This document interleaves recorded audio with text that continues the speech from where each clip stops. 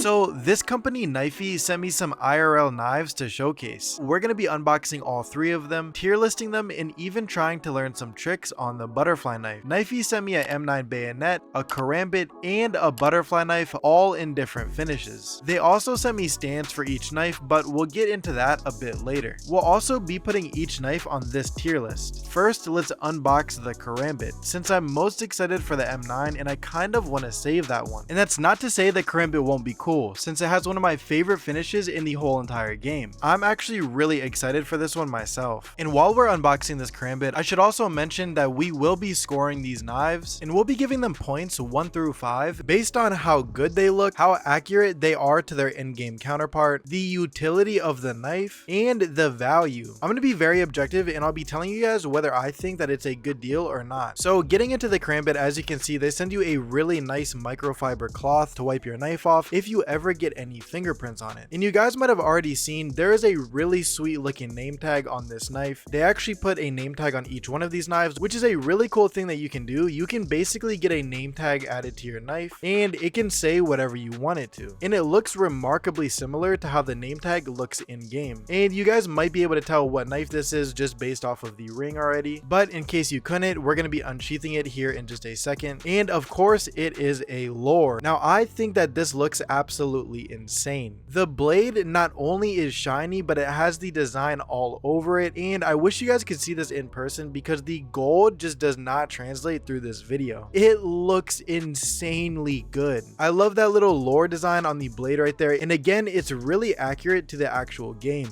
The one thing obviously that is not super accurate is the handle is not green. But honestly, in real life, I definitely prefer the black handle. And they took some creative liberties with this one by changing the handle from green to black, but I think that it was actually the right move. So for looks, we're going to be giving the Karambit 5 out of 5. For in-game accuracy, the actual blade itself looks remarkably similar to the in-game blade, which is really crazy. I think that they did a really nice job on this. And also the name tag looks really nice. I mean, this is pretty much exactly how the name tag looks in game. Although since the handle is not green, I'll be giving this Karambit a 4.5 out of 5. I would have given it a 4, but the name tag definitely saves it a half point. For utility, I mean, obviously since this one is sharp, it can definitely slice. I mean, this Karambit is really sharp. Now, I'm not sure exactly what you would use this for. I mean, you can't really use it very well to cook. Imagine trying to cut an onion up with this thing, although it is really sharp. So for utility, I'll be giving it a 5 out of 5. And for value, with this Karambit coming in at just around $40, I think that this is insane value, especially if you're into Counter-Strike skins and you want to have a really cool knife to display and put on your desk. I honestly think that this knife is completely worth it. So with all of that being said, on the tier list, we're definitely going to be putting the real life Karambit lore in S tier. I mean, obviously, if you value in-game accuracy and you would prefer the handle to be green, I can see why you wouldn't want it to be in S tier, but at least for me, this is 100% an S tier IRL knife. Next up, unboxing the butterfly knife. As you can see, of course, they send you a microfiber cloth with this one as well. And Knifey also was kind enough to put a name tag on this one for me as well. And when it comes in the box, it actually looks really small, but that's just because it arrives folded up. So with all of the butterfly knives, they come with this little hinge on the bottom to lock the blade in place whenever it's closed. And the hinge is actually pretty easy to take off. It's not really like a laborious task or anything. It just fits right into place, and whenever you want to take it out, you can easily do so. And I'm sure you guys can guess exactly what finish this butterfly knife is. Of course, it is the Crimson Web. Now, I specifically asked Knifey for the Crimson Web because, again, it is one of my favorite finishes, and I wanted to get a finish that was a little different from the other two. Obviously, in game, this finish is like painted on the skin, and I really wanted to push Knifey to the limits and see how accurate they could make these knives. And boy, was I surprised. This Crimson Web looks incredibly nice. I mean, the webbing pattern is insane. Not to mention, it seems like they don't just make these knives. It seems like they actually care about skins in the game too, because as far as I can tell, this is a tier 1 Crimson Web pattern with a centered web on the blade, which is honestly just insanely cool to me that this company is going into that much detail to make this knife as accurate and worthwhile as possible. Now, I also forgot to mention earlier that whenever you order a knife, you can choose to get it in sharp or dull. And for the Karambit and the M9, I got them both in sharp, but for the butterfly knife, I got it in dull because I just wanted to test what it is like. And they weren't lying when they said dull. I mean, it is impossible to cut yourself with this knife. So if you want a knife that you can just mess around with and kind of just fidget with without worrying about cutting yourself, you can definitely order one in dull and have exactly that. I also ordered the butterfly knife in dull because I wanted to learn how to do tricks with it without being nervous about cutting myself. So as far as looks goes for the butterfly knife, it is definitely a 5 out of 5. I almost want to give it a 6 because of the centered web pattern, but don't worry, I'm not gonna cheat. For in-game accuracy, this is definitely getting 5 out of 5. I mean, it looks exactly like the knife does in-game, and I know I've been saying it a whole ton, but I'm still just blown away that they actually put a tier 1 pattern on the blade. So this definitely gets 5 out of 5 for in-game accuracy. Now for utility, something that I forgot to mention earlier is that you can only order the butterfly knives with a non-sharpened blade or a dull blade. And the reason why is just because of laws and regulations. In a lot of parts of the world, you can't actually have real butterfly knives because of the laws. So just for that fact alone, for utility, we're going to be giving it a 3 out of 5. And you're probably wondering why not a 0, and that's because, just in my honest opinion, it still does serve its purpose. When you're ordering a knife off of Knifey, you're probably not ordering it to actually use or to cook or go hunting with or something like that. You're most likely just ordering it as a really cool collection or display piece, and it definitely serves that purpose, so it will be getting a 3 out of 5. And for value, this butterfly knife comes in at just around $40 again, the same price as the Karambit, so I would 100% say that this is completely worth it. At least in my opinion, to have a knife that's this cool sitting on your desk, $40 to me at least is well worth it. So with all things considered, I really would like to put the butterfly knife in S tier because in my opinion, I think that it is a S tier, but I am going to be objective here, and since we took away a couple points for utility, I am going to put this butterfly knife in A+